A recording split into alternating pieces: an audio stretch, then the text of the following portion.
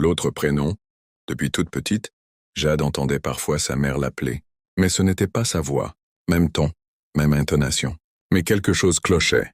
Un soir, alors qu'elle regardait un film, elle entendit « Jade, viens ici ». Elle m'y pose. « Maman ?» Ici, dans la salle de bain. Mais la salle de bain était vide. Sur le miroir embué, un mot avait été écrit à la main. « Clarisse !» Elle recula. Elle ne connaissait aucune Clarisse. Le lendemain, elle interrogea sa mère. « Dis, tu m'as déjà appelée Clarisse ?» Sa mère blêmit. « Tu n'aurais jamais dû entendre ce nom. » Jade insista. Finalement, sa mère avoua. « Tu as eu une sœur. Elle est née avant toi, mais elle ne voulait pas partager. On pensait l'avoir oubliée, elle.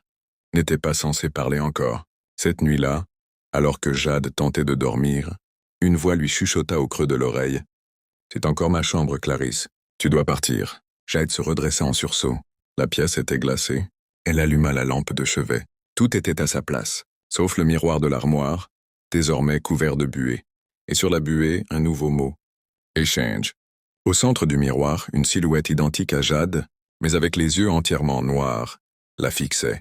Elle portait la même chemise, avait la même cicatrice, mais son sourire était tordu, mauvais. Jade recula, mais son reflet ne bougea pas. Au contraire, il leva la main et poussa de l'intérieur, faisant vibrer le verre. Un craquement, une fissure. Puis la voix revint, plus claire. « Tu vis ma vie. Je prends la tienne maintenant. » C'est juste, les lampes grésillèrent. La porte de la chambre se referma seule. Et sur le sol, une photo déchirée apparut. 2 bébés, identiques. Un seul prénom écrit derrière. Clarisse. Mais au marqueur noir, quelqu'un avait rajouté « Une seule doit rester. »